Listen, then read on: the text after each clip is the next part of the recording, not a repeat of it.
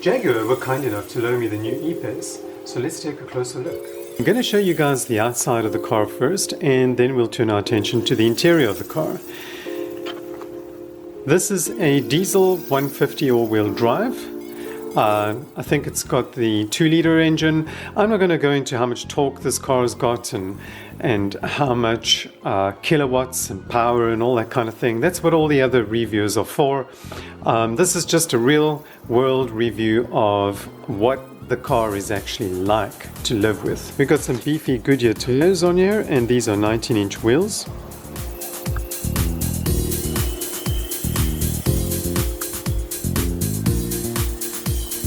This is an SE model,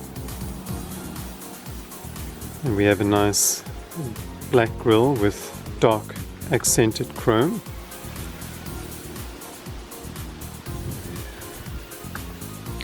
Now, as you can see, Jaguar haven't registered this car yet.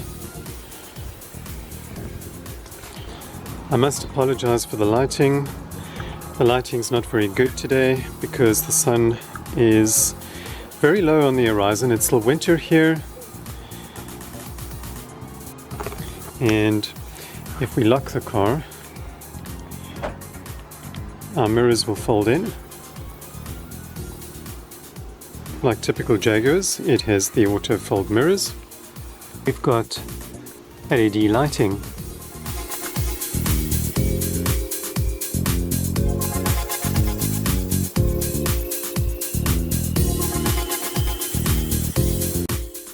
I really like the design of the taillights. They remind you immediately of the F-Type, and at night they make quite a bold statement. And then of course, under the Jaguar logo, we have the backup camera situated right there under the G. Now, even though this one's not fitted with the gesture control at the bottom, waving your foot underneath the bumper, it is fitted with an auto open and close tailgate. So that's a really nice feature as well. Trunk space isn't, I suppose, class leading, but I think it's pretty big inside. It's about the same size, maybe just a little smaller than my XF's trunk inside. And we have our 60-40 split seats at the back. We have a nice little cargo net over here. We have a nice strap over there to hold things in place. And we have a 12-volt socket over here as well. And of course our lighting. Fuse box. So even though you don't have the gesture control, you can still close the trunk using the key fob, just like that, and it will close automatically for you.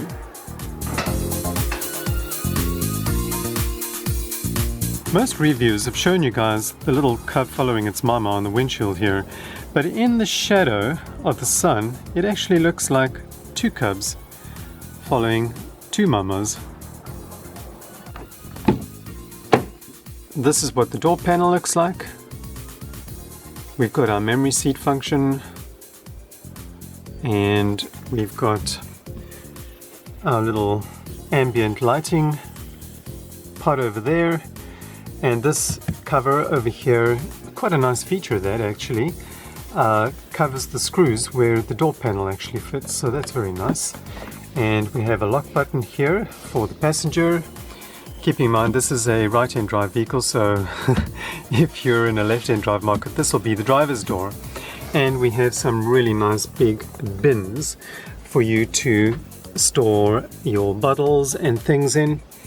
So I just wanted to show you guys the materials on the interior of the car to begin with.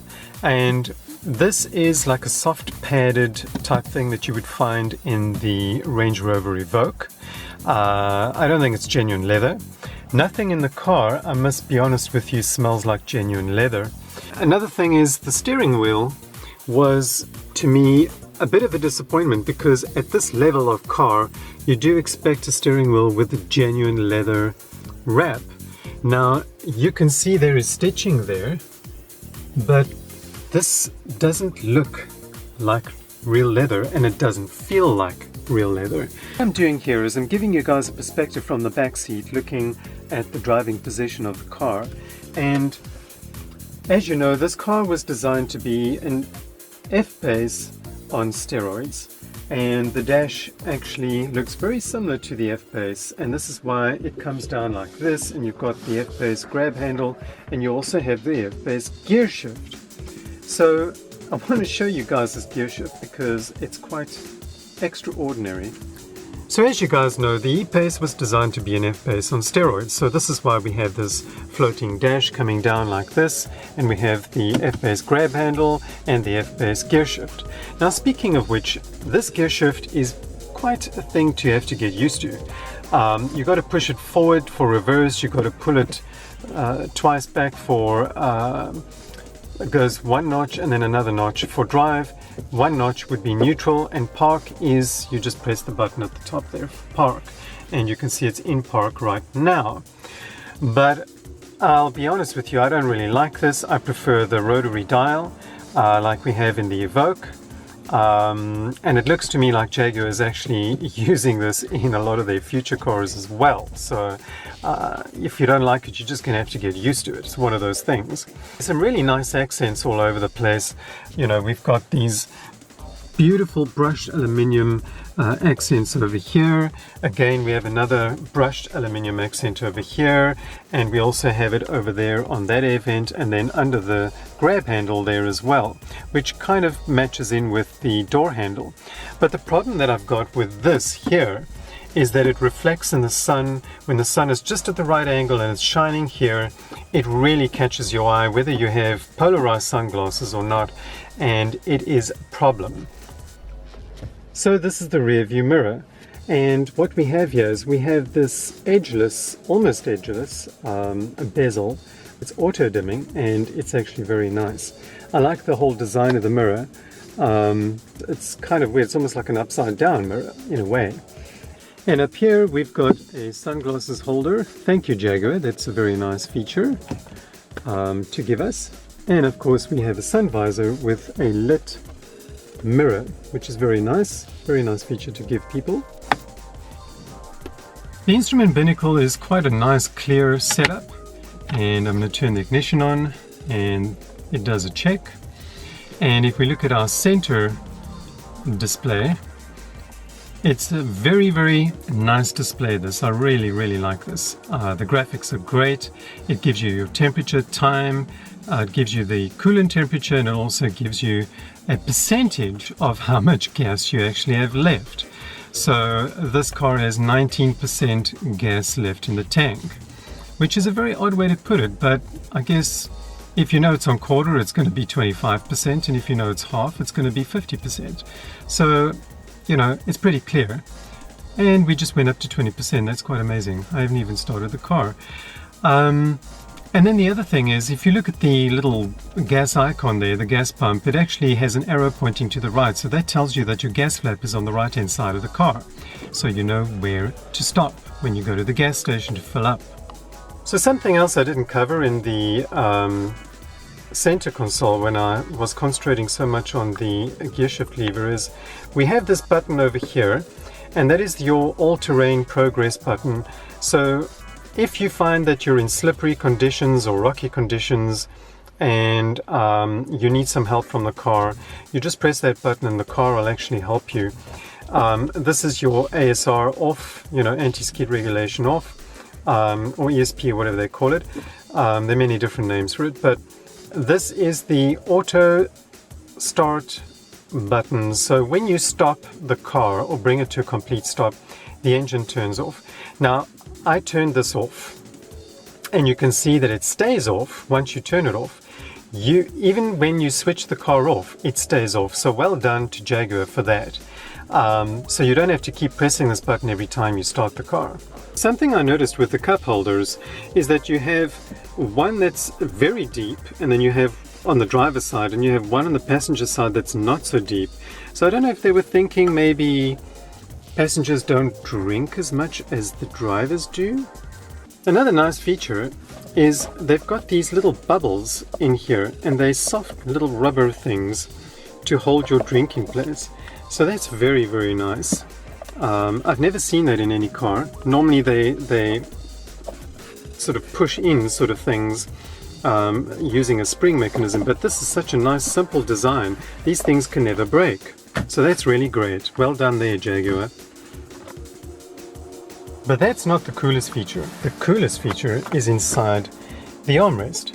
So we've got our 12-volt socket and we've got our HDMI set up over there, and SD card and super speed USB. But if we look inside, we've got a rubber mat with little Jaguar paw prints all over it.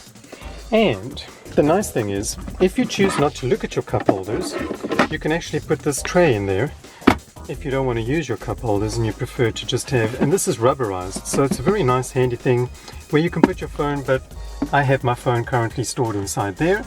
So that also has Jaguar paw prints on it, and it's also non-slip. This one does not have a wireless charging port over there. It's just a place for you to chuck your phone. There's another 12-volt socket. But you can also, if you choose not to have your cup holders in place, if we take this latch over there, you can take your cup holders completely out. And so you got access to whatever you want inside your armrest.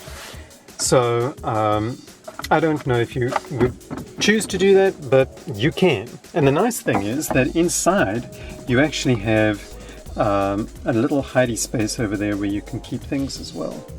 And to put this whole setup back, you just insert your cup holders and you can slide your tray back in there and close, and there we go.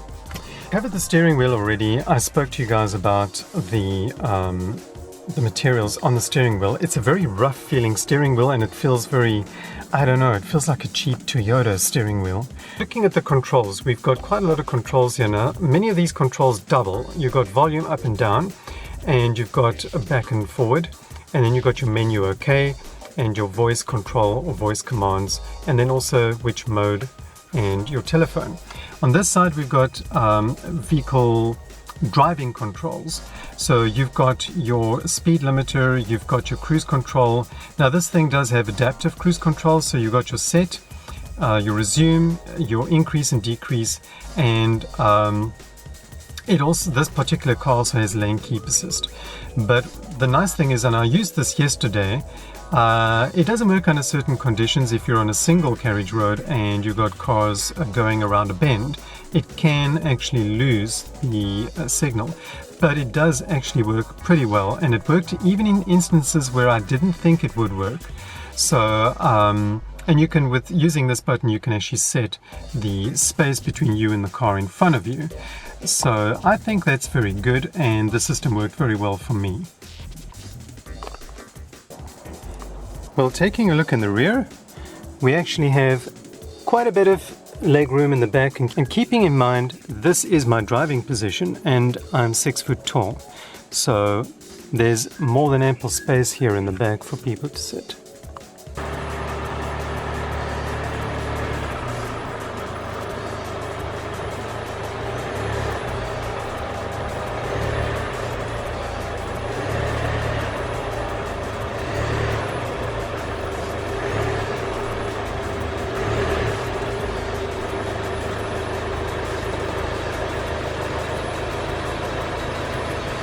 So thank you for watching. Like, sub and share.